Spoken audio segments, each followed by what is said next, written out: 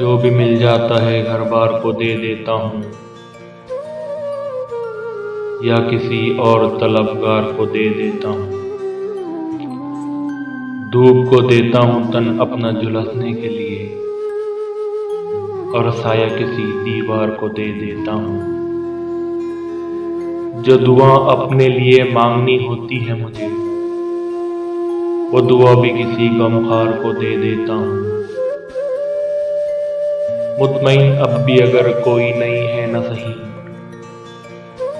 حق تو میں پہلے ہی حقدار کو دے دیتا ہوں۔ جب بھی لکھتا ہوں میں افسانہ یہی ہوتا ہے، اپنا سب کچھ کسی کردار کو دے دیتا ہوں۔ خود کو کر دیتا ہوں کاغذ کے حوالے اکثر، اپنا چہرہ کبھی اخبار کو دیتا ہوں۔ میری دکان کی چیزیں نہیں بکتی نظمی،